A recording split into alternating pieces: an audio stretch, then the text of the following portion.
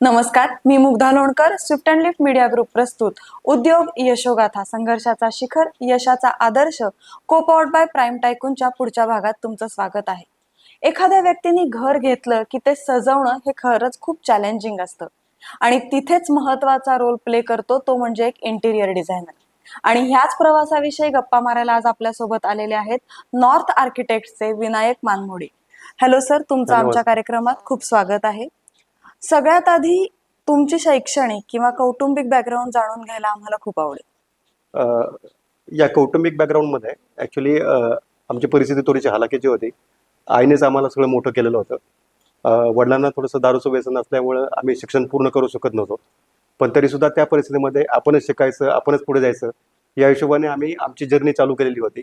त्यामुळे 7वी पासून 10वी पर्यंत आम्ही कसा प्रवास केला, शाळेमध्ये शिकायचं, नंतर संध्याकाळी काम करायचं. मग असं करता आम्ही कॉलेज पण आमचं तसंच कंप्लीट केलं, की सकाळी दिवसामध्ये आपण नोकरी करायचं, कॉलेज करायचं, दुपारी आपण शिक्षण पूर्ण करायचं आणि संध्याकाळी परत लायब्ररीसाठी जायचं, कारण पुस्तकांचे पैसे नव्हते. मग बरोबर. असं करता आम्ही आमचं डिप्लोमापर्यंत इंटिरियरचं कंप्लीट केलं आणि त्यानंतरची मग आपली पुढची जर्नी सुरू झाली. मग आर्किटेक्ट किंवा इंटिरियर डिझायनिंगचा बिझनेस सुरू करायचं कसं डोक्यात आलं? त्याचे ॲक्च्युली मूळ जे पाहिलं ना, तर बेसिकली आम्ही सुतार समाजामध्ये येतो.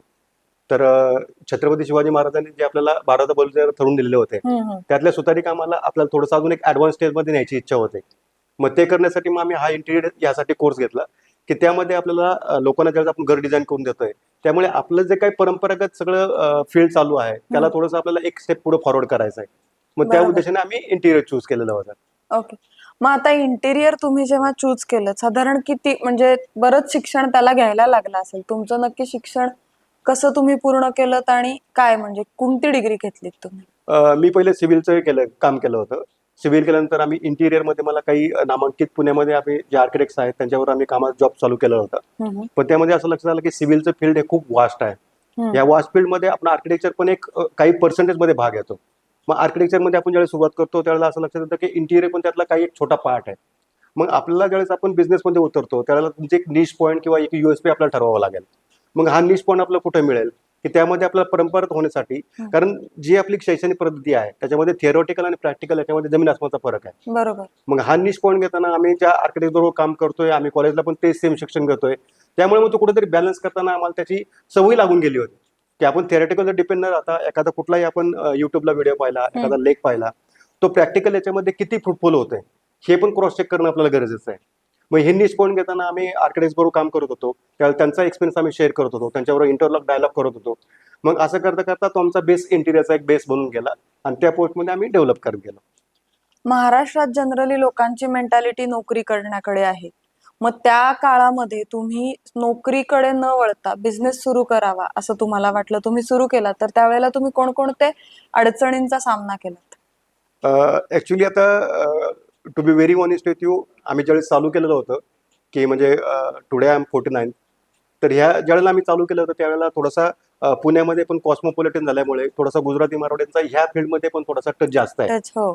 आणि मग त्यामुळे ज्यावेळेस आपण पावलं उचलतो त्यावेळेला आपल्याकडे एकतर बॅकग्राऊंड काही नव्हतं. गॉडफादर कोणी नसल्यामुळे जे आपण शिकलोय त्यालाच आपल्याला एक एक स्टेप पुढे न्यायचं आहे. मग बरोबर. जेवढे आपण पूर्ण फील्डमध्ये जेवढे एक्सपिरियन्स घेतलेले आहेत ते एक्सपिरियन्स आपण रिअलाइज केल्यानंतर काही गोष्टींसाठी असं वाटत होतं की ह्या सगळ्या कॅटेगरीमध्ये इंटिरियर ही थोडीशी ट्रेंड अशी आहे ना, की थोडंसं प्रीमियम कॅटेगरीमध्ये जाते. बरोबर. पण इंटिरियर हा जो पार्ट आहे हा मध्यमवर्गीयांसाठी पण आहे. मग ह्याच्यामध्ये काही आपण अफोर्डेबल घरं आपण प्रोव्हाइड करू शकतो का? की प्रत्येकाचे एक स्वप्न असतं. ते स्वप्न आपण पाहताना की माझं घर पूर्ण होत आहे. पण त्या घरासाठी मग आम्ही ज्यावेळेस तळमळीने काम करतो, हे घर पूर्ण व्हावं, त्यावेळेला आपण आपलं घर आहे या पद्धतीने आपण त्यांची सर्व्हिस देतो. पण ते घर पूर्ण झाल्यानंतर ज्यावेळेला आम्हाला पूर्ण वाटतं की अरे कुणाचं तरी स्वप्न पूर्ण झालंय. ह्या स्वप्न करण्यात ही जी भावना असते ना, ही भावना खूप मनाला टच करून जाते. बरोबर. आणि ते आपुलकीची भावना. आपुलकीची भावना आहे. आणि त्या भावनेपोटी मग आम्ही प्रत्येक गोष्ट डेव्हलप करत गेलो, की हा इथं प्रॉब्लेम आहे. मग आम्ही ज्यावेळेस वॉकिंग करतो, की एखादा माणसाचा फ्लॅट घर डिझाईन करायचा आहे. मग त्यांची सुरुवातीला आम्ही जाऊन लाईफस्टाईल चेक करतो, की तुमची लाईफस्टाईल कशी आहे, ट्रेंडिंग कसं आहे, तुम्ही घरातलं किचन कसं ठेवताय, तुमचं मंदिराची राहण्याची पद्धत कशी आहे, मंदिर कसं वापरतो आपण, बसून करायचंय, उभं राहून करायचंय, तुमच्या घरी आजी आहेत का, किंवा एखाद्या घरी आता पेट्सचं एक फॅशन आहे. हो. मग पेट्समध्ये आपण समजा तुमच्याकडे एखादा डॉगी असेल, डॉगीला आपण कसं सांभाळतोय, कॅट असेल, त्या कॅटचं आपल्याला काय सांगून करावं लागेल. मग ह्याच्यामध्ये पण फर्निचर डिझाईन करताना ह्या छोट्या छोट्या गोष्टी मॅटर करतात. बरोबर. आणि मग ह्या ज्यावेळेस तुमच्या वापरामध्ये येतात ते आपण अपग्रेड करून देतो, मग त्यामध्ये ज्यावेळेस त्यांचं ते चेहऱ्यावरती स्माइल येतं ना, ते आपल्याला कुठेतरी वाटतं की हेच आपलं अवॉर्ड आहे, जॉब सॅटिस्फॅक्शन. Job satisfaction. बरोबर. नाही, हे तर सर्व्हिस प्रोव्हाइड म्हणजे ते आपण समोरच्याचं मनातलं समजून घेऊन हे काम करावं लागतं, अगदीच मान्य आहे. पण जेव्हा तुम्ही हा बिझनेस नॉर्थ आर्किटेक्ट्स हे सुरू केलं, त्यावेळेला तुम्हाला कोणकोणत्या अडचणींचा सामना करावा लागला? तर त्यामध्ये मेन चॅलेंज होतं ना, की त्यावेळेला आपल्याकडे जॉब प्रोफाईल व्यवस्थित स्ट्रॉंग नव्हती. परत आपण आधीचे जे काम केलेलं आहे ते पूर्ण सर्व्हिस ओरिएंटेड केलेलं आहे, की आपण एक जॉब बरोबर. करत होतो आणि त्या जॉबमध्ये हे ना आपण प्रोजेक्ट केलेले आहेत. पण हे प्रोजेक्ट करताना ज्यावेळेस आता सुरुवातीला आपण ज्यावेळेस पाय टाकलं या फील्डमध्ये, त्यावेळेला असं लक्षात आलं की आपल्याकडे क्लायंट्स पाहिजे. क्लायंटला आपण कसं अचीव्ह करणार? बरोबर. मग सुरुवातीला मग क्लायंट्स नाहीये, परत मार्केटिंगचं आपलं तेवढं जे मार्केट करतो आपण, की ऍडव्हर्टायझिंग म्हणूयात किंवा मार्केटिंग म्हणूयात, यासाठी आपल्याकडे पाठबळ नव्हतं. किंवा जे आम्ही मटेरियल्स प्रोव्हाइड करतो, की टिंबर मार्केटमध्ये जायचं आहे, ते मटेरियल आपल्याला प्रोव्हाइड करायचं आहे, तिथं आपलं लिंकिंग लागलेलं नाहीये. हम्म. मग ह्या शून्यातून सुरुवात करताना मेन चॅलेंजेस आपल्याला होता, की मार्केट पूर्ण आपल्याकडे कम्प्लिटली नवीन आहे. जॉब आपण ज्यावेळेस करत असतो त्यावेळेला बॅकएंड मध्ये तुमच्याकडे पूर्ण ऍक्टिव्हिटी सगळ्या होत असतात, बाय डिफॉल्ट होत बरोबर. असतात, कारण टीम वर्क असतं ते. टीम वर्क असतं. पण ज्यावेळेला आपण सुरुवात करतो त्यावेळेला तुम्हाला कस्टमरशी बोलावं लागतं, तुम्हाला टीमशी बोलावं लागतं, तुम्हाला वेंडरशी बोलावं लागतं, यांचा परत कॅश फ्लो मेंटेन करावा लागतो. ह्या सगळ्या जे होत्या ह्या सगळ्यात माझ्याकडे दृष्टीने चॅलेंजेस होते. बरोबर. पूर्ण पुण्यामध्ये सुद्धा की बिहारी आहेत, आसाममधून लोक आलेली आहेत, राजस्थानी आहेत, गुजराती लोक काम करतात आहे. या सगळ्यांना आपण प्रत्येकाशी इंडिव्हिज्युअली आपण ओळख करून घेतली, की या पद्धतीने आपण काम करणार आहोत. सुरुवातीला आपण एक काम करून पाहूयात, एक कामाचे आपले रिझल्ट कसे येतात आहे, दुसऱ्या कामाचे रिझल्ट कसे येतात आहे. मग असं करत एक एक माणूस आपण चूज करत गेलो आणि त्या पद्धतीने मग आपली टीम सगळी डेव्हलप होत गेली. बरोबर. आता ह्या बिझनेस सुरू करण्यामागे प्रेरणा कोण होतं? म्हणजे आपल्याला एखादा टर्निंग पॉइंट मिळतो आयुष्यात, की आता नाही मी जॉब नाही करणार, आता मी बिझनेस करणार. असा तुमच्या आयुष्यातला टर्निंग पॉइंट कुठला आणि तुमच्या बिझनेसच्या मागची प्रेरणा कोणती?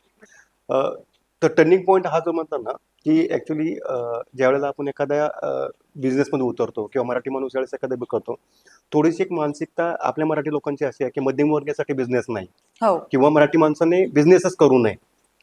ही एक जी धारणा आहे ना, या धारणेपोटी आपण ज्यावेळेस बिझनेसमध्ये उतरतो त्यावेळेला जसं मी सुरुवातीला सांगितलं, की हे सेल्फ डेव्हलपमेंटमध्ये आहे, हम्म. की आपल्याकडे गॉडफादर कोण नाही आहे. त्यामुळे आपणच शिकायचं, आपणच उठायचं, आपणच स्वतःची पाठ थापायची आणि समजा कधी काय फेल जर झालं स्वतः डोळे पुसायचे आणि परत उभ्यानी उभ्या नवीन राहायचं. सुरुवात करायची.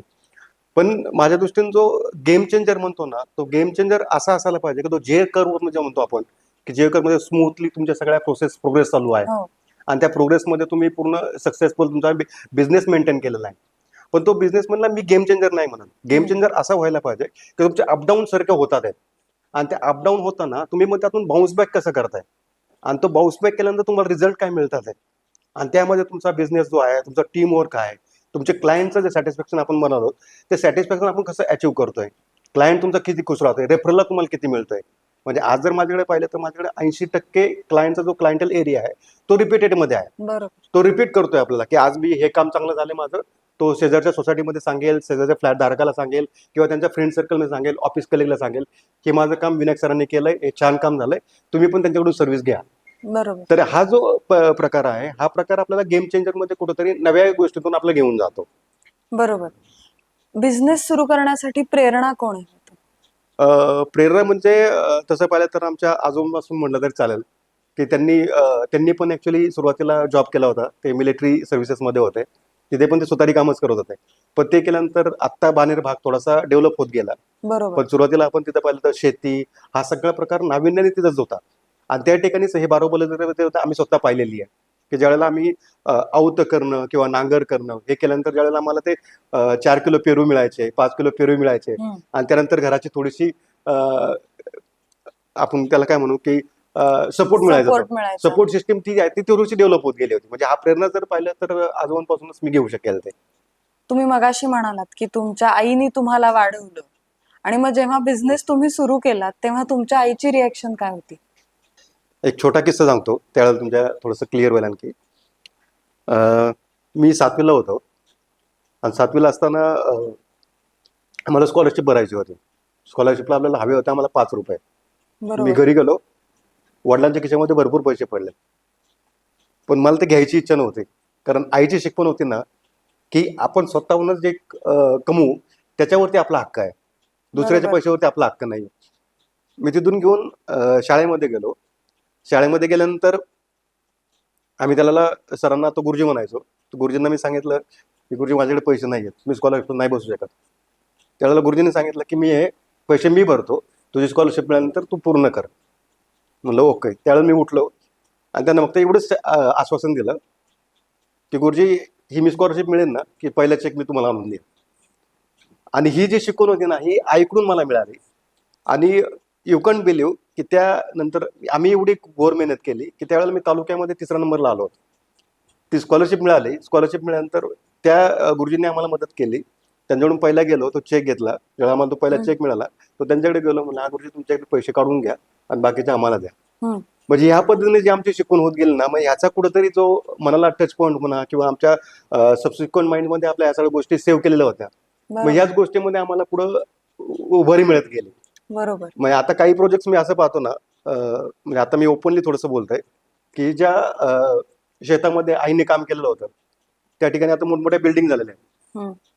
पण जो कस्टमर तिथं घेतोय त्या कस्टमरला ह्याची कल्पना पण नाहीये की इथे आपण किती घामाचं चीज केलेलं आहे. मग त्यामुळे त्या कस्टमरला बाय डिफॉल्ट मी माझ्याकडून काही न सांगता की सर तुमचे एवढं बिल झालं, तुम्ही एवढं केलेलं आहे, हे तुमचे जे काही लाखभर अमाऊंट असेल हे तुम्ही नाही दिलं तर मला चालेल. तर मला समाधान हे आहे की त्या गोष्टीवरती माझ्या आईने जे कामाचं केलंय त्याचा कुणातरी त्या हेतून आपण कुणाचं तरी घर सजवतोय आणि त्यांच्या जीवनाला थोडीशी एक उभारणी देतोय की तुम्ही थोडंसं अजूनही डेव्हलप व्हा, आम्ही तुम्हाला सपोर्ट करायला तयार आहोत. बरोबर बरोबर. आता इंटिरियर डिझायनिंग सेक्टर मध्ये कसं असतं की प्रत्येक माणूस वेगळा येतो, तुम्हाला जो नवीन भेटतो तो. तर त्या सगळ्या लोकांशी डील करताना तुम्ही कशी स्ट्रॅटेजी वापरता?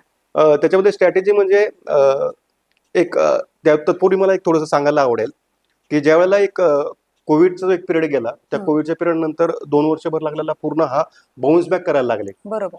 आपण उमेद हारलेली नव्हती, आपल्याला नवीन काहीतरी करायचं होतं. पण आपण म्हणतो ना की अपडाऊन बिझनेसमध्ये होत असतात. तो कोविड नंतरचा थोडासा पिरियड जो होता एकदमच खालच्या लेवलला गेलेला होता की आमच्याकडे आम्ही जवळजवळ माझ्या कंपनीमध्ये -5 डिजिटमध्ये आमच्याकडे फिगर्स होत्या की आम्हाला ते देणं आहे पण आपल्याकडे काहीच नाहीये. बरोबर. त्यावेळेला तर मी ह्या पॉईंटला आलो होतो की नाही आता हे पूर्णपणे आपण थांबूया सगळं आणि आपण नोकरी करूया सरळ. मग जेवढे आपले रेफरन्स होते, कारण ऍट द स्टेज ऑफ 45 तुम्ही एक जॉब अप्लाय करताय, मग तिथे आपल्याला जॉबला आपल्याला किती मिळतील फक्त उद्देश एवढाच होता की बाकी ज्या लोकांनी आपल्याला मदत केली आहे त्या लोकांचे पैसे आपल्याला रिपे करणं गरजेचं आहे. बरोबर. मग त्या उद्देशाने मी नोकरीसाठी पण प्रयत्न करत होतो. पण असं करता करता पुण्यामध्ये एक एस फॅमिली म्हणून एक ग्रुप आहे, तर ते बिझनेस ट्रेनिंग देतात आपल्याला की बिझनेस तुमचा कसा डेव्हलप व्हायला पाहिजे ह्यासाठी ते सपोर्ट करतात. मग तिथं मी सेशन अटेंड केलं आणि तुम्ही जो प्रश्न विचारला प्रेरणा कुठून आली, मग तिथे गेल्यानंतर माझा जो बाउन्स बॅक होता तो एवढा प्रचंड होता की मी त्या ग्रुपला जॉईन करता माझा उद्देश एवढंच होतं की मला सर्व्हायव्हल करायचं आहे फक्त की माझा बिझनेस एक स्टार्टर लेवलला जरी आला तरी खूप होईल. पण तिथे गेल्यानंतर मला एक नवीन उमेद सापडली की बिझनेस आपल्याला एक्झॅक्टली कसा करायला पाहिजे. मराठी माणसाने पाऊल जे बिझनेसमध्ये एकदम ठाम करून ठेवायला पाहिजे त्याच्या स्ट्रॅटेजी काय. मग ह्या स्ट्रॅटेजीमध्ये मग आपण कुठं चुकलो की आपल्याला कुठल्या चुकल्याचं आपल्या रेक्टिफाय करावं लागतील. रेक्टिफाय करताना कुठल्या स्ट्रॅटेजीने आपल्याला करायला पाहिजे. मग त्या स्ट्रॅटेजी आपल्याला माहिती झाल्या, क्लायंट गेन कसे करायचे आपल्याला माहिती झाले, त्या सिस्टीम आपण ज्या साईट अपडेट करताना साईट आपण अपडेट करायला सिस्टीम कशा लावल्या, टीम कशी डेव्हलप व्हायला पाहिजे, मग टीम डेव्हलप करताना मग रेफरल कशी यायला पाहिजे, मार्केटिंग. मग ह्या प्रत्येक स्ट्रॅटेजीमध्ये ज्यावेळेस आम्ही वापरत घेतल्या ना, म्हणजे ज्या वेळेला मी सेशनला जात होतो त्यावेळेला मी आईकडून 50 रुपये घेतले होते की आई मला सेशनला जायचे, मला 50 रुपये दे. 15 रुपये जायला 15 रुपये यायला आणि मध्ये 10-20 रुपये आपल्या वडापाव खायला लागतील म्हणून ते 50 रुपये घेतले. त्याच्यामध्ये सेशन अटेंड केलं आणि त्या वर्षभराच्या पिरियडमध्ये मी त्या 50 रुपयावरती माझा बिझनेस मी 5 CR पर्यंत नेऊन ठेवला. म्हणजे आज जो वर्षभराला जी डेव्हलपमेंट प्रोसेस आहे थँक्स टू येस फॅमिली. बरोबर. आता तुम्ही जसा कोरोनाचा विषय काढलातच की तुम्ही म्हणालात कारण कोरोनामध्ये सगळंच बंद पडलं होतं, तर ते त्याच्यातून तुम्ही आता सांगितलं की तिथून तुम्हाला प्रेरणा मिळाली आणि तुम्ही बाउन्स बॅक केलं. मग कोरोना नंतरचा असा कुठला प्रोजेक्ट होता की जो तुम्ही केलात आणि त्याच्यानंतर तुम्हाला पुढचे प्रोजेक्ट मिळत गेले? कोरोनानंतर म्हणजे कोरोनानंतर थोडासा 1 वर्षभराचा पिरियड थोडासा टफ होता, म्हणजे छोटी मोठी कामं चालूच होती. जो टर्नओव्हर झाला तो आम्ही एक बालेवाडी हाय स्ट्रीटला मी एक ऑफिस केलं होतं. ते जवळ 1500 फुटाचं ऑफिस होतं. ते आम्हाला 45 डेजमध्ये संपवायचं होतं. तो ॲक्च्युली माझ्या दृष्टीने चॅलेंज होता. ॲक्च्युली त्यांनी जी क्लायंटने आम्हाला जी फिगर सांगितलेली आहे ती फिगर, तो डेज आणि त्या साईटवरती असणारं काम, ह्याचा जो गणित बसायला पाहिजे ते गणित बसतच नव्हतं. पण आपल्याला काहीतरी काम हवं आणि काहीतरी करून दाखवायचं आहे म्हणून मी तो प्रोजेक्ट घेतला. रिव्हर्स कॅल्क्युलेशन केले. 25 लाखाचा प्रोजेक्ट आहे. रिव्हर्स कॅल्क्युलेशन केलं की आपल्याला किती पैसे मिळायला हवेत. त्यानंतर टीमला बरोबर घेतलं त्यांना सांगितलं इथपर्यंत आपण सपोर्ट केलेला आहे, तर आता ही फिगर तुम्हाला मिळेल, ह्याच्यावरतीच आपल्याला काम करायचं आहे. मग यानंतर आपण पुढं विचार करूयात. मग ते काम पूर्ण सक्सेसफुल झालं. 45 दिवसापूर्वी हँडओव्हर केलं. मग त्यानंतर मग ऑफिसेस मिळत गेली, मग फ्लॅट्स मिळत गेले आणि मग तिथून आपली चालना सुरू झाली. बरोबर. आता या सगळ्या ह्याच्यामध्ये, या सगळ्या प्रवासामध्ये तुम्हाला खूप वेगवेगळी लोक भेटली असतील की कारण इंटिरियर डिझायनिंग हे सर्व्हिस प्रोव्हाइडिंग आहे. मग त्या लोकांशी तुम्ही जेव्हा बोलता किंवा त्या लोकांची स्वप्न तुम्ही पूर्ण करता तेव्हा तुम्हाला कसा अनुभव येतो? अनुभव ऍक्च्युली शब्दात मांडता येण्यासारखा नाहीये, पण ते एक समाधान जे असतं ना, ते खूप एक वेगळ्याच लेवलचं घेऊन जातं. म्हणजे एक बिझनेस डील करणं तुम्ही वेगळं पडतं आणि त्यानंतर समोरच्या माणसावरती जे समाधान आपल्याला दिसतं, त्या समाधानाची आपल्याला कुठे अशी ठोकताळ किंवा त्याची अकाउंटेबिलिटी काहीच नाही. बरोबर. पण तो रेफरन्स आपल्याला जिथं मिळतो ना, की तो माणूस स्वतःहून विचार करतो, की ह्या ग्रहस्थाचं काम तुम्हाला करायचं आहे आणि तोच फोर्स लावतो. तोच बऱ्याच वेळेला तर काही वेळेला एक्सपिरियन्स असे आले, की जे क्लायंट आहेत ते क्लायंटच त्यांच्याबरोबर डील फायनल करतात आहे आणि मला सांगतात आहे, की विनायक सर हे काम डन झालंय, तुम्ही उद्यापासून काम चालू करा. बरोबर. आणि स्ट्रॅटेजी जर पाहिल्या तर सुरुवातीला ज्यावेळेस आमच्याकडे येतो, जे आता जसं मी एस-पी-एम-एलचा उल्लेख केला, रवी प्रकाश सर किंवा श्वेता मॅडम, तर ह्यांच्यामध्ये त्यांनी एक स्ट्रॅटेजी ठरवलेली आहे, की त्यांना मी स्पेस रिपोर्ट म्हणतो. Space report is the indicate for space for S for space, P for profile, A for aesthetic, C for creativity आणि ई फॉर इकॉनॉमिकल. याचा तो शॉर्ट फॉर्म आहे. बरोबर. मग आम्ही ज्यावेळेला एखाद्या क्लायंटची माझ्याकडे इन्क्वायरी येते, मग त्यावेळेला साईटवरती जाऊन मी किंवा माझ्या टीममधला कोण जो माणूस असेल तो साईटवरती जातो, तो व्हिजिट करतो. व्हिजिट केल्यानंतर तुमची स्पेसची आयडेंटिटी किती आहे, स्पेसमध्ये तुमच्या रिक्वायरमेंट्स किती आहे, तुमची लाईफस्टाईल कशी आहे. मग ह्या पद्धतीने आम्ही एक रिपोर्ट तयार करतो. त्या रिपोर्टमध्ये तुमची प्रोफाईल कशी आहे, तुमची टेस्ट कशी आहे, तुमचं बजेट किती अलाउड करतंय. मग ह्या पद्धतीने आम्ही एक रिपोर्ट तयार करतो. त्या रिपोर्टमध्ये आपल्याला पूर्ण क्लॅरिटी येऊन जाते. मग त्यानंतर फॉर्मली आम्ही काही डिस्कशन्स करून त्याच्यात तुमच्या लेआउट घेऊन त्या वहिनींशी बोलून, की तुमच्या घरामध्ये तुम्हाला किचन कसं हवं आहे, बरोबर. तुम्हाला किचन आधी केलेली आहे आपण ती दाखवली, त्यांच्या व्हिडिओज आपण शेअर केल्या. मग अशा पद्धतीने त्यांच्या आवडीनिवडी सहमत करून, त्यांच्या घरामध्ये मुलं असतील त्यांनी मुलांचा थोडासा फीडबॅक घेऊन मग त्या पद्धतीने आपलं पुढचं घर डेव्हलप होत असतं. बरोबर. आता सगळेच चांगले लोक भेटतात असं नाही. काही वेळेला असेही असतात की आपण कितीही त्यांच्या मनाप्रमाणे काम केलं तरी त्यांना ते पटेलच असं नाही. मग जेव्हा असे सिच्युएशन्स येतात की तुम्ही काम तरी केलेलं आहे, पण समोरचा माणूस काहीतरी त्याच्यातनं काढायचं म्हणून काहीतरी शंका कुशंका काढतोय आणि नाही आम्हाला हे बदलून द्या, नाही तर आम्हाला पैसे आम्ही देणार नाही वगैरे, अशा सिच्युएशन्स येतात तेव्हा त्या कशा हँडल करतात? नाही मॅडम, काय होतं की हा प्रकार म्हणजे 100त असं 1-2 लोक होतात ते. पण क्लायंटचं कसं आहे, क्लायंटचा एक अधिकार आहे, की तुम्ही जे काही डिटेलिंग करणार आहात ते डिटेलिंग तुम्ही आम्हाला समजून सांगा. पण एका स्टेजपर्यंत ते ठीक आहे. मग एखाद्या वेळेला अशी सिच्युएशन येते, की त्यांना आपल्याला उत्तर देणं थोडंसं अवघड जातं, की टेक्निकली पण आपण त्यांना एक्सप्लेन केलेलं आहे, की हा डिटेल असं नाही असा असतो किंवा आपण 3D मध्ये असं दाखवलेलं आहे, कलर कॉम्बिनेशन असं नाही होत आहे. एंड ऑफ द डे मी एक अशी स्वतःची तयारी करून घेतली, की ठीक आहे, हे आता मी सांगितलेलं आहे, हे माझ्यापर्यंत योग्य होतं. तुम्हाला जर वाटतं, कारण शेवटी काय होतं यामध्ये, की घरामध्ये शेवटी क्लायंट वापरणार जो आहे, एंड युजर जो आहे, तो नेहमीच बरोबर असतो. तो म्हटला हे बरोबर आहे, तो बरोबर आहे. हे म्हटलं चूक आहे, तर चूक आहे. कारण बरोबर. डील करणार दोघंच आहेत. याच्यामध्ये स्टँडर्डायझेशन असं काहीच नाहीये. मग त्यावेळेला तो जर म्हणत असेल, की हे बरोबर आहे, तर ठीक आहे, ओके. मग सेकंड स्टेजला मी एक असा स्टँड घेतो, ठीक आहे सर, तुम्हाला कसं पाहिजे तुम्ही सांगा, आम्ही तसं करून देऊ. मग हा स्टँड घेतल्यामुळे काय होतं, काम थोडंसं सोपं होतं आणि त्या माणसांना त्यांनी जे मागितलंय ते त्यांना मिळाले, त्याच्यामुळे ते सॅटिस्फॅक्शन आहेत. कारण शेवटी कसं डिबेट हा होणारच आहे. तो चांगल्या प्रोजेक्टमध्ये पण होतो, बॅड प्रोजेक्टमध्ये पण होणारच. त्याला काही दुसरा अपवाद नाही. बरोबर. पण त्यामध्ये असा एक स्टँड पॉईंट आपला असायला पाहिजे, की तुम्ही सांगा आम्हाला कसं घर हवंय, तसं आपण डिझाईन करून देऊ. बरोबर. आता राहण्याचे किंवा घरांचे सुद्धा ट्रेंड्स बदलत आहेत आफ्टर कोविड. कारण कोविड नंतर वर्क फ्रॉम होम सुरू झालं आणि मग त्याच्यामध्ये आलं की नाही नाही आता वर्क फ्रॉम होम साठी पण वेगळी जागा पाहिजे घरामध्ये. मग ती डेकोरेट करणं असं वगैरे सगळे प्रकार सुरू झालेले आहेत. मग नवीन ट्रेंडशी कसं तुम्ही जुळवून घेता?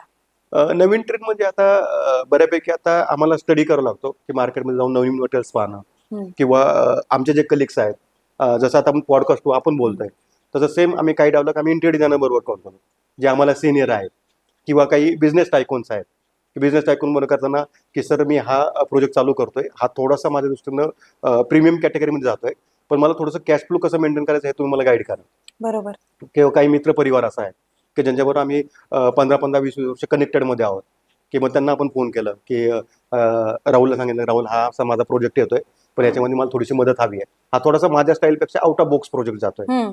मग त्यांच्या काही लर्निंग्स आपण गेट टुगेदर घेतल्या आणि मग त्यानंतर मग आपण रिसर्च केला की मार्केटमध्ये काय नवीन मटेरियल आहे, यांचा ट्रेंड काय आहे, किंवा आता नवीन जी जनरेशन येते, नवीन जनरेशनमध्ये त्यांना जसं आपण झेंजी वगैरे जे म्हणतो की नवीन जनरेशन येते, मग त्यांना काही कलर कॉम्बिनेशन वेगळे आवडतात आहे. मग तुमचे कलर चूज करा. मग त्यांचे एक पॅलेट डिफाईन होतं. एखाद्याला पिंक कलर आवडत असेल, मग पिंकचे कलर बरोबर कुठले कॉम्बिनेशन जातात आहे. मग अशा पद्धतीने त्यांच्या आवडीनिवडी घेऊन, त्यांचा विचार करून, त्यांचा सारा मार्केटचा सर्वे करून आणि ॲट द सेम टाइम बजेटमध्ये आपलं कसं बसवता येईल. कारण ह्या सगळी जी गणितं फिरतात ना, ती सगळी बजेटमध्ये फिरतात. हो, बरोबर. मग बजेटला आपल्याला मॅच करण्यासाठी ते सगळ्याचा ज्यावेळेस आपण कॅल्क्युलेशन्स करतो, ते कॅल्क्युलेशन केल्यानंतर मग कॅल्क्युलेशन नुसतं आपल्या फिगरपुरती नसतं, त्यांच्या आवडीनिवडीपुरती पण आहे. त्यांची लाईफस्टाईल पण आपल्याला विचारात घ्यावी लागेल. काही लोकांना बसून मंदिरं आवडतात, काही लोकांना आम्हाला उभं राहून पाहिजे, त्यांच्या घरी थोडेसे वयस्कर लोक असतात, आणि किंवा जे आता वर्क फ्रॉम होमचं आपण म्हणतोय की ज्या आम्ही काही बाल्कनीज असे केलेले आहेत की त्या बाल्कनीज आम्हाला वर्क फ्रॉम होमसाठी आम्हाला सपोर्ट करतात. मग तिथे आपण एक असं डेस्क तयार केलं, कारण लॅपटॉपच्या व्यतिरिक्त ते काही फार लागत नाही, पण त्यांना एक प्रायव्हसी हवी असते. मग ते प्रायव्हसी आपल्याला कसं देता येईल, ह्या साईटच्या कंडिशन पण आपल्याला डिफाईन करता येईल. मग ते जे चॅलेंजेस आहेत ते आपण मार्केटचा सर्वे करून, थोडंसं इंटरनेटवरती त्या क्लायंटशी त्यांचा फीडबॅक घेऊन, किंवा आधीचे आपले जे क्लायंट्स आहेत, जनरली मी फोटोशूट जे करतो, क्लायंटचा ज्यावेळेस फीडबॅक असतो, फोटोशूट जनरली आपण करताना आहेत ना, मी जनरली प्रिफर करतो साईट हँडओव्हर झालेली आहे, हँडओव्हर झाल्यानंतर एक कमीत कमी 6 ते 1 वर्षाचा पिरियड त्यामध्ये जाऊन द्यावा, 6 महिने किंवा 1 वर्ष. मग त्यामध्ये कसं आहे की त्यांना ते यूज टू होऊन जातात, आणि यूज टू होऊन जाताना की त्या ठिकाणी ज्यावेळेस ते त्या घरात वावरतात, त्यावेळेस त्यांना एक्झॅक्टली फील यायला सुरुवात होते. कारण इंटिरियर हा पण पार्ट असा थोडासा फॅशनसारखा आहे. त्या गोष्टीची आपल्याला थोडासा सवय व्हायला एक वेळ द्यावा लागतो, की आपण इमिजिएटली एक 2 BHK फ्लॅटमध्ये होतो आणि सडनली आपण 4 BHK फ्लॅट घेतलाय. मग तिथं पहिल्या सुरुवातीला तुमचे कपाटं असं आपण उघडत होतो, मग स्लायडिंग वॉर्डरोब आले. मग मंदिर जे होतं, मंदिर आपण तिकडे साईज छोटी होती की ते आता आपण व्यवस्थित प्रशस्त मंदिर केलेली आहे. टीव्ही रूम सेपरेट आउट केली आहे, मग टीव्ही मध्ये रिलॅक्सेशन तुमचं वेगळं होऊन जातं. मग टेरेस केली आहे, टेरेसमध्ये मग आपल्याला तुळशी वृंदावन लागतं, तुळशी वृंदावनसाठी आपण जागा केली आहे. पण तो जो फ्लो असतो ना, ह्या कुणालाही, म्हणजे एक न्यूली मॅरिड कपल असू द्या किंवा एक 25-30 वर्ष झालेला, मग त्यांनाही ती सवय व्हायला एक थोडासा वेळ लागतो. बरोबर. आणि मग त्यावेळेला थोडंसं एक आपण ऑनेस्ट ओपिनियन म्हणू ना, की ते ऑनेस्ट ओपिनियन आपल्याला 1 वर्षानंतर कळतं. बरोबर. किंवा मग फोटोशूट करायचं नाहीये, कधी आपण त्या सोसायटीमध्ये चाललोय किंवा एक नवीन प्रोजेक्ट आलाय आणि त्या क्लायंटची आपल्याला आठवण झाली की चला वहिनी, सरळ मी इथून चाललो होतो, तुमच्याकडे एक चहा घ्यायला आलो. मग चहा घेता घेता मग त्यांना विचारलं की आपण तो टॉयलेटचा डिटेल असा केला होता, किंवा फर्निचर डिटेल तुमच्या साईटसाठी आपण एक इनोव्हेटिव्ह आयडिया काढली होती की अशा पद्धतीने केलं चालेल. तर व्हॉट डू यू फील, की तुम्हाला असं केलेलं आता पुढे आवडेल किंवा अजून काही त्याचा अपग्रेड करायला पाहिजे. मग त्या अपग्रेडेशनच्या पण सांगतात आपल्याला की ह्या स्टेज ज्या आहेत की सर तुम्ही हा डिटेल केला होता, थोडंसं ह्याच्यामध्ये आपण अपग्रेड करूयात. बेडचा डिटेल असेल, बेडमध्ये बरेच मुलं खेळत असतात, बरोबर. मग त्या एजेस असतात, ते बेड उचलताना आपल्याला बोटाला थोडंसं बोचतं, मग त्याला आपल्याला काही सॉफ्ट क्लोज करता येईल का. मग असे जे डिटेल्स असतात, मॅक्सिमम जे आउटपुट मिळतात ते क्लायंटकडूनच फीडबॅक मिळतो. बरोबर. आणि त्याच्यानंतर मग आमची पुढची प्रोसेस चालू राहते. बरोबर. आता मला असं विचारायचं की आता पुण्यात बऱ्याच ठिकाणी रिडेव्हलपमेंट चालू आहे, जुन्या बिल्डिंग्स हे होऊन, मग तसे तुमचे त्या सिव्हिल इंजिनियर्स बरोबर किंवा त्या मोठ्या कन्स्ट्रक्शन कंपनीज बरोबर टायअप्स वगैरे असतात का? नॉर्मली आपण प्रिफर करतो, आपण कॉन्टॅक्ट करतो, पण त्याला ऑनेस्टली असं टाईप नाही म्हणता येणार. आपण मग त्यांना रिस्पॉन्स देतो, की त्यांना आपण रिक्वेस्ट करतो की मी या सोसायटीमध्ये एक फ्लॅट केलेला आहे.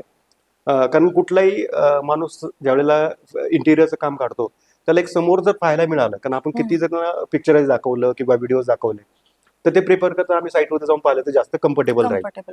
मग आपण जास्त पिच असं करतो की तुम्ही साईटवरती या, साईट तुम्ही फ्लॅट पाहून घ्या, क्लायंटशी बोला, क्लायंटचे 2 मिनिटं तुम्ही एक टाइम स्पेंड करा, मग तुम्हाला तो पूर्ण जो जर्नी आहे, कारण शेवटी कसं आहे की journey is more important than destination.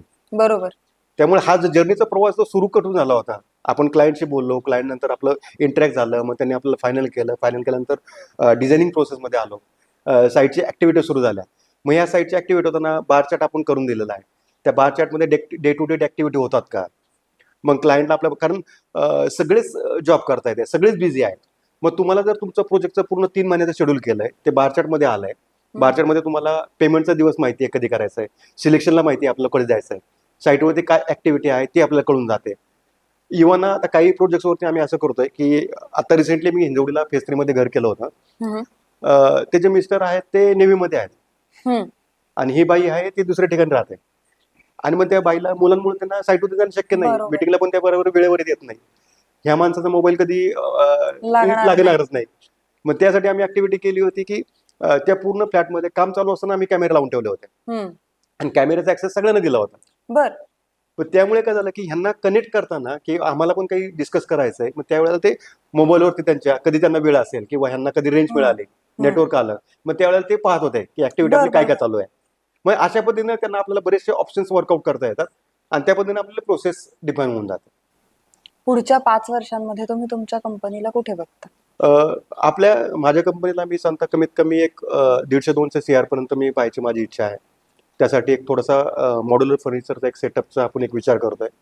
At the same time residential category बरोबर आता काही फूड चेन जे डेव्हलप होतात ते पुण्यामध्ये. बरोबर. Just recently starter work with cake carnival, the cake carnival shop हो म्हणून आहे. हो हो. तर त्यांच्या आता काही ज्या ब्रँचेस असतील त्या आपण डेव्हलप करायला घेत नाही. सँडविच बर एक्सप्रेसवाले आहेत बर. आणि ह्याच्यामध्ये असं जे हॉटेल इंडस्ट्री आहे की यांना फ्रँचायझी मॉडेल जास्त लागतात. बरोबर. तर ती एक आपण एक व्हर्टिकल जे आहे ते एक ओपन करतोय. कमर्शियल कॅटेगरीमध्ये आपण सुरुवातीपासून आहोत. ऑफिसेस आपण डिफाईन करतोय. नंतर शोरूम्स आपल्याकडे आहेत. EV सेगमेंटमध्ये आता बरेचसे शोरूम डेव्हलप होतात आहे. तर त्याच्यामध्ये आपण काम करतोय. तर त्यामुळं आय गेस माझं टार्गेट आहे 5 वर्षामध्ये 200 CR पर्यंत आपण जाऊया. नाही, चांगले, ऑल द बेस्ट. थँक्यू. आणि आता पुण्यामध्ये तुम्ही म्हणालात मेट्रोपॉलिटन सिटी आहे, प्रत्येकाचे चॉईसेस वेगळे आहेत, त्याच्याप्रमाणेच इंटिरियर डिझायनिंग करणारे पण खूप आहेत. राईट. तर तुम्हाला कॉम्पिटिशन खूपच आहे. असं नाही की आपण म्हणजे एकच आहे. आणि तर ह्या कॉम्पिटिशन मध्ये सर्व्हाइव्ह करण्यासाठी तुम्ही काय करता? सर्वाय म्हणजे आपला USP जो आहे ना तो सर्व्हिस ओरिएंटेड आहे. हा तर एक मेन क्रायटेरिया आहे बरोबर. आपल्याकडे. म्हणजे मॅक्सिमम सर्व्हिस लोक सगळे सर्व्हिस देतात. पण यामध्ये आपल्याकडे जो USP आहे ना की वन स्टॉप सोल्युशन आपल्याला जे म्हणतो ते आपल्याकडे सगळे वन स्टॉप सोल्युशन्स आहेत. We do vastu consultancy, we do architectural consultancy, hmm. Material produce करायचं तर मटेरियल आपल्याकडे आहे. काही मॉड्युलर फर्निचरवाल्या असोसिएटेड आपल्याकडे कंपन्या आहेत. त्यांच्यावर आपण टाईप करून तुम्हाला किती दिवसामध्ये घर पाहिजे तेवढ्या दिवसामध्ये आपण त्यांना हँडओव्हर करू शकतो. म्हणजे आपला बरोबर. मेन USP जो आहे तो हाच आहे की आपण वन स्टॉप सोल्युशन देऊ शकतो. त्याच्यामध्ये आर्किटेक्चरल पॉईंट पण येईल, इंटिरियर पण येईल आणि वास्तू पण येईल. बरोबर. ह्यामुळे हा आपला मेन USP आणि त्याच्यामध्येच आपण थोडंसं पारंगत आहोत. बरोबर. आता मला असं विचारायचं होतं की इथं तुमचं बाणेर वगैरे साईडला काम चालू आहे, तसं अजून कुठे कुठे तुमचं काम चालू आहे पुण्यामध्ये किंवा पुण्याच्या बाहेर? पुण्याच्या बाहेर तसं आपण बरेचसे शोरूम्स करतो की ज्या असं मी म्हणतो की EV सेगमेंट जो आहे त्या E सेगमेंट बरेचसे बजाज, हुंडाई, सुझुकी या कंपन्या आता अपग्रेड होतात आहे. बरोबर. तर तो एक आम्ही निश पॉईंट पकडलाय की त्याच्यामध्ये श्रीरामपूर आहे, कोपरगाव आहे, नाशिक आहे, या ठिकाणी आपली कामं चालू आहेत. हम्म. आणि सिटीमध्ये जर आपण पाहिलं तर सिटीमध्ये आपण PCMC एरिया जो आहे तो पूर्णपणे 90% आपल्याकडे तिकडे कामं आहे. बर. त्यानंतर नगर रोड पर्यंत आपण पोहोचलेलो आहोत. आणि यामध्ये मॅडम आणखी एक चांगला उद्देश असा की आता आपल्याकडे जी टीम आहे त्याजवळ 300+ लोकांची टीम आहे. तर ह्या टीम्स आपण 3 स्टेजमध्ये डिवाइड केलेल्या आहेत, 3 बर. स्टेपमध्ये, आणि त्या एरिया वाईज डिवाइड केल्या आहेत. हम्म. कारण ही लोक पण कधी थोडंसं स्कॅटर्ड राहतात. त्यांचे लोकल जे लिव्हिंग स्टाईल आहे, कोणी वारजेल राहत आहे, कोणी येरवड्याला राहत आहे, कोण कात्रजला हा. राहत आहे. मग ह्याच्याप्रमाणे की आपण काय केलं की 3 टीममध्ये आपण डिवाइड करतो की एक औंधपासून जो वरचा जो एरिया आहे PCMC, वाकड, बरोबर. हिंजवडी, हा. तो एरियामध्ये एक टीम काम करेल. हम्म. औंधपासून तर आपला सिटी एरिया वानवडीपर्यंत तिथपर्यंत एक टीम काम करेल आणि वानवडीच्या खाली जे आहे त्या ठिकाणी एक वेगळी टीम काम करेल. बर. त्यामुळे मेन कसं होतं की आता ऍक्च्युअली मेट्रोची कामं चालू आहे, ट्रॅफिक एवढं सगळं जाम हो. होत आहे. त्यामुळे मेन जो ट्रॅव्हलिंगचा जो डिस्टन्स आहे तो जेवढा कमी होईल तेवढं थोडंसं आउटपुट जास्त मिळेल. या बरोबर. उद्देशाने तो प्लॅन केलेला आहे. नाही, इनोव्हेटिव्ह आहे आणि चांगलं आहे ते. आता जुन्या कन्स्ट्रक्शन्स मध्ये पण लोक रिनोव्हेशन रिनोव्हेशन करतात, ते जास्ती सोपं असतं का नवीन फ्लॅटला इंटेरियर करणं जास्ती सोपं असतं? नवीन फ्लॅटला थोडंसं सोपं आहे असं म्हणायला लागेल, कारण थोडीशी वॅकंट प्लेट असते. हम्म. त्या वॅकंट प्लेटवरती डिझाईन करणं, कॅनव्हास डिझाईन करणं थोडंसं सोपं जातं. बर. जुने याच्यामध्ये थोडंसं काय होतं की ॲझम्पशन करून काही गोष्टी कराव्या लागतात. कारण बरोबर. का एखादं स्ट्रक्चर समजा 20 वर्षापूर्वीचं जुनं आहे, हम्म. त्याच्यामध्ये ॲझम्पशन आपण करून चालतो ह्या भिंतीची स्टाईल असेल, प्लंबिंग तुमचं जे आहे ते लोखंडी केलंय, CPVC केलेलं आहे, आपल्याला माहित नसतं. काही चॅलेंजेस पण येतात की अँटिसिपेट करून आपण चालतो त्यामुळे. पण तुमच्या प्रश्नाचं सर्व उत्तर म्हटलं तर नवीन फ्लॅटमध्ये आपल्याला थोडंसं सोपं पडतं. बरोबर. मग जुन्या फ्लॅटमध्ये तुम्ही म्हणालात की अँटिसिपेशन करून जावं लागतं, तसे अजून काय काय वेगळे चॅलेंजेस येतात? कारण पुण्यामध्ये बरेच बिल्डिंग्स जुन्या आहेत पण तरीही लोक ते रिडेव्हलपमेंटला न देता आहे ते फ्लॅट्स कंटिन्यू करणं प्रेफर करतात, राईट. ते नवीन करून घेतात. मग त्या ह्याच्यामध्ये काय चॅलेंजेस येतात? त्या चॅलेंजमध्ये सगळ्यात मोठा जो चॅलेंज म्हटलं ना आपण की ज्या ठिकाणी लोक राहतात आहे त्या ठिकाणी सुरुवातीला फक्त पुणे पेठांमध्येच मर्यादित होतं. हम्म. पण आता पूर्ण पुणे सिटीमध्ये असा एक नियम झालाय की तुम्ही दुपारी 2 ते 4 काम बंद ठेवायचं. सकाळी 9 ते 10 वाजता काम चालू होतं. त्यामुळे तो आणि संध्याकाळचा जो पिरियड आहे 2 ते 4 बंद झाला आपलं. परत 4 ते 6 पर्यंत मॅक्सिमम काम करता येतं. हम्म. त्यामुळे थोडासा तो प्रोजेक्ट जो आहे तो लेंदी होऊन जातो. बरोबर. प्रोजेक्ट लेंदी झाल्यामुळे आणि कसं की ह्या लोकांना जे लेबर काम करतात त्यांचे मिनिमम 12 तासाची ड्युटी असते. त्यांना बरोबर. 6 तासाचं आउटपुट मिळतंय. मग जो प्रोजेक्ट आपण एक्सपेक्टेड केला असतो 3 महिन्यामध्ये संपायला पाहिजे तो 6 महिने लागतात, 4 महिने लागतात आणि थोडासा तो डिले होऊन जातो. तर तो एक बरोबर. मेन चॅलेंज आहे. आणि ऍट द सेम टाइम मग बाकीच्या लोकांना आहेत ते की त्यांना पण आपल्याला सफर करावं लागतं. मग हम्म. त्यामध्ये आता काही ठिकाणी आम्ही असा एक प्लॅन करतोय की दिवाळीच्या वेळेला तर आम्ही आमच्या क्लायंटसाठी गिफ्ट देतोच. हम्म. पण आता काही काही सोसायटीमध्ये आम्ही असं चालू केलंय की सपोज मी एक 704 नंबरचा फ्लॅट करतोय हम्म. आणि 705 वाले पण थोडेसे डिस्टर्ब होणारच आहेत. हम्म. आमची साईट सुरू झाली की त्यांना आम्ही एक गिफ्ट पोहोचवतो की आमच्यामुळे तुम्हाला थोडासा त्रास सहन करावा लागेल, प्लीज बेअर विथ अस. पण ते त्यामुळे काय होतं की पुढचं काम थोडंसं सोपं होऊन जातं. बरोबर. म्हणजे आपण क्लायंटला तर क्लायंट खुश करतो, पण त्याच्या शेजारी असतो तो पण खुश होतो. पण त्याच्या पुढे पण काही एखादं छोटं काम जर निघालं तो प्रिफर आपल्याला करतो की सर तुम्ही बरोबर. आमचं काम करून द्या. बरोबर. बरोबर. ऍक्च्युली हे सगळ्यांनी करायला पाहिजे. आता बरेचसे नवीन इंटेरियर डिझायनर्स आपापला बिझनेस सुरू करतात, कारण आपण रस्त्याने जातानाही बघतो की खूप छोटे छोटे ऑफिसेस असतात इंटेरियर डिझायनर्सचे, जे नवीन आहेत त्यांना स्वतःचा बिझनेस सुरू करायचा, तर त्यांना तुम्ही काय सजेशन द्याल? अं, म्हणजे हा प्रश्न थोडासा गिमिकी आहे. सजेशन मध्ये ते त्यांना थोडंसं काय होईल की जे आता नवीन जी मी जनरेशन पाहतोय ना हम्म. ती थोडंसं ऑफिस टाकण्यासाठी घाई करतात. बरोबर. एक इनफ एक्सपिरियन्स घेतल्यानंतर, इनफ एक्सपिरियन्स म्हणण्यापेक्षा बोथ दी वेज की क्लायंट तुम्हाला जज करणं पण खूप इझी नाहीये. ते थोडंसं गिमिकी आहे की क्लायंट कसं होतं की जो आपण एबीसीडी कॅटेगरी डिफाईन करतो क्लायंटची, हम्म. हम्म. तर त्यामध्ये एचा क्लायंट तुमचा डी मध्ये कधी जाईल, डी चा क्लायंट कधी ए मध्ये जाईल, बी मध्ये येईल ते आपल्याला माहित नसतं. त्यामुळे तुम्हाला दोन्ही गोष्टींचा लाईफस्टाईल प्रत्येकाची हे ऑब्झर्व करणं खूप गरजेचं आहे. हम्म. एक सर्टन एक्सपिरियन्स पाहिजे तुम्हाला. At the stage of material तुम्ही सिलेक्शन कसं करताय, साईटवरती लेबरशी बोलताना आपण कसं कम्युनिकेट करायला पाहिजे. जर त्याला एखादा डिटेल करता येत नसेल तर तो आपण कशा पद्धतीने करून देऊ शकू. कारण always you have to wear जो अनदर पर्सन शूज. हम्म. जर क्लायंट बरोबर आपण काम करतोय तर क्लायंट त्याची ऍक्टिव्हिटी कशी राहणार आहे. कारण ज्यावेळेस मी क्लायंटला पाहायला जातो त्याचं ऑब्झर्वेशन कसं आहे, ती बाई किचनमधून डायनिंग मध्ये प्रिफर करते का टेरेसमध्ये जाते. काही लोक असं करतात की डायनिंग टेबल जर आम्ही व्यवस्थित छान केलं असलं तर टेरेसमध्ये जेवण करणं प्रिफर करतात. मग त्यांचा तो पॉईंट जो आहे तो आपल्याला ह्यांना एक्झॅक्टली द्यायचा आहे काय आपल्याला ते खुश करण्यासाठी. बरोबर. आणि त्यांची लाईफस्टाईल ऑब्झर्व करण्यासाठी तुम्हाला तेवढे प्रोजेक्ट करावे लागतील. बरोबर. तेवढे प्रोजेक्ट करावे लागतील. नंबर ऑफ पीपल्स आपल्याला स्टडी करावं लागेल. पीपल स्टडी केल्यानंतर कॉस्मोपॉलिटन झाल्यामुळे प्रत्येक आय एम नॉट कास्टिझम म्हणून नाही शकत, पण प्रत्येकाची स्टाईल वेगवेगळी आहे. ट्रेंड वेगळा असतो. फॅमिलीची ट्रेंड वेगळी आहे, रिक्वायरमेंट्स वेगळी आहेत. आणि त्यांच्या आणि मेनली कसं आहे की त्यांच्या आवडीनिवडीनुसार आपल्याला घर करून देणं पाहिजे. बरोबर. आपण आपला 8 तास करायला नको की मला हे असंच घर करायचं आहे ऍज अ डिझायनर म्हणून. मी कन्सल्टंट आहे, मी डिफाईन करणार की तुम्हाला हा इथं ऑरेंज कलरच पाहिजे. हम्म. Not necessary. त्यांची पण थोडीशी टेस्ट विचारात घ्या. त्यांना विचारा तुम्हाला ऑरेंज कलर चालणार आहे का. ऑरेंज कलर नसेल तर तुम्ही दुसरा ऑप्शन द्या. आणि हे थोडंसं क्विक व्हायला पाहिजे. म्हणजे ज्यावेळेला कस्टमर तुमच्यावर बोलतोय तुमच्याकडे बॅक ऑफ माइंडमध्ये ह्या सगळे ऑप्शन्स असायला पाहिजेत.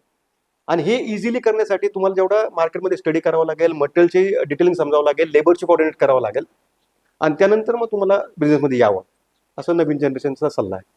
कारण आता बऱ्याच वेळेला काय होतं की ते सुरू करतात त्यांचं स्वतःचं, अपेक्षित यश नाही मिळालं की ते डिप्रेशन मध्ये जातात. ऑफिस 2 महिने दिसतं, 3ऱ्या महिन्यात ते तिथे दिसत नाही, मग डिप्रेशन्स आणि मग काम नाही मिळत असे कंप्लेंट्स चालू होतात. मग त्या ह्यांना अपबीट राहण्यासाठी किंवा त्यांचं मॉरल कायम टिकवून ठेवण्यासाठी काय सांगा? नाही, मॉरल म्हणजे एखादं जसं सुरुवातीला म्हटलं होतं की तुम्हाला यश तर वन स्ट्रोक मध्ये येणार नाही. तुम्हाला खूप खाचाखळक्या कराव्या लागतील. म्हणजे प्रत्येकाला येतीलच असे काही नाहीये. पण तुमच्या जे स्ट्रॅटेजीज आहेत ना, जसं आता मी म्हणालो की येस फॅमिलीमध्ये आल्यानंतर मला एक स्ट्रॅटेजी मला सापडली की मला एक्झॅक्टली कुठल्या मार्गाने जायचं आहे. बरोबर. तुम्हाला स्टार्ट टू एंड मध्ये तुम्हाला स्ट्रॅटेजी ठरवावं लागेल, स्ट्रॅटेजी डिफाईन करावं लागेल. स्ट्रॅटेजी डिफाईन केल्यानंतर पण तुम्हाला चॅलेंजेस येतील. अपग्रेड होण्यासाठी कस्टमर तुम्हाला वेगळे भेटतील.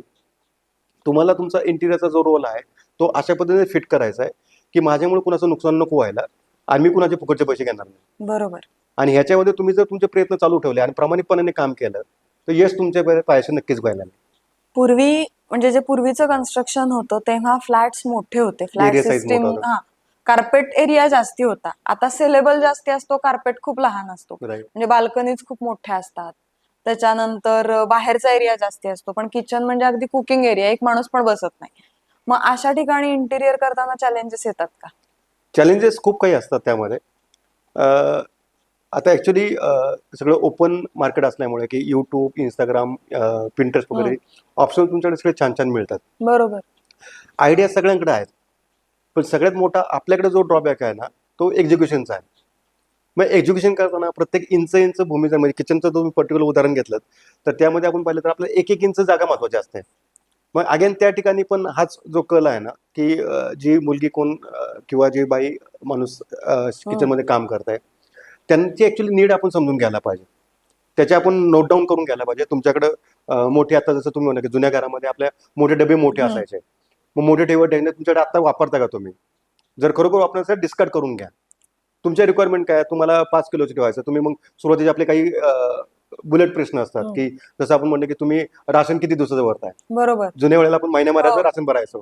आता आठवड्याभराचे सिस्टम आले. मग जुने डबे आपल्याला नकोच आहेत. मग ती तुम्ही लिस्ट डाऊन करा. मग कुकिंगमध्ये तुम्ही नॉनव्हेज किती बनवताय? मग तुम्हाला चिमणी लागणार आहे का? मग त्यामध्ये मग आपल्या किचनमध्ये, तुमच्या किचन वेअर्समध्ये आहेत की तुमच्याकडे इलेक्ट्रॉनिक्स गॅजेट किती आहेत? मग तुम्हाला फ्रीज किती लागणार आहे? मग या सगळ्यांचं आपण ज्यावेळेस कॅल्क्युलेशन करतो आणि ज्यावेळेला पॉईंट टू पॉईंट आपला एक्झिक्युशन करताना साईटची जागा किती आहे त्याच्यामध्ये ज्यावेळेस आपण फिट आउट करतो, त्यावेळेला ऑटोमॅटिकली रिझल्ट तुम्हाला छान मिळतात. बरोबर. आता म्हणजे हे तर बिझनेसशी रिलेटेड झालं, आणि या बिझनेसमध्ये पण आपलं डोकं कायम चालू ठेवण्यासाठी आपला थोडा वेळ त्याच्यातून वेगळा मोकळा काढतो. तर अशा मोकळ्या वेळात तुम्ही काय करता? मला एक चांगली सवय आहे की माझं जिमिंग चालू आहे. जिमिंग अजून करत असतो. ट्रेकिंगचा एक थोडासा शौक आहे आणि बाकी मूव्हीज वगैरे आणि पुस्तकं. आणि मग ह्याच्यामध्ये तुम्हाला फॅमिलीला कसा वेळ देता? कारण टाइम डिमांडिंग जॉब आहे. प्रत्येकाला कधी कुठल्या साईटवर उशीर होईल, काही अचानक कुठली परिस्थिती होईल, मग टाइम ऑफ फॅमिलीला कसा वेळ देता? वीकली काही प्लॅन्स करतो आम्ही बऱ्याच वेळेला. वीकली जनरली होत नाही तसं, कारण मॅक्सिममला आमच्याकडे आयटी ग्राउंड असल्यामुळे त्यांना सॅटर्डे शनिवार, संडे. सॅटर्डे पूर्ण पॅक असतो. पण असा काहीतरी एक दिवस चूज करतो आम्ही किंवा जॉईंटली जातो, की आता काही ग्रुप्स वगैरे होत आलेत आमचे. मग ते ट्रेकिंग करणं किंवा काही आउट स्टेशनला जाणं, एक 2 दिवस थोडे कंपल्सरी काढावे लागतात.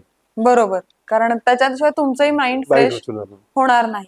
मग आता आपण असं म्हणतो की कायम एखाद्या बिझनेसमॅननी कायम शिकत राहिलं पाहिजे नवीन येणाऱ्या गोष्टींसाठी वगैरे. आणि तुम्ही आता म्हणालात की आता सोशल मीडियाचा ट्रेंड आहे खूप. मग बरेच वेळेला असं होतं की एखादी गोष्ट आपण सोशल मीडियावरती बघितलेली असते आणि ते एक्झिक्युशन पॉसिबल नसतं काही वेळेला त्या जागेमध्ये. तर त्यावेळेला तुम्ही क्लायंटला कसं हँडल करता?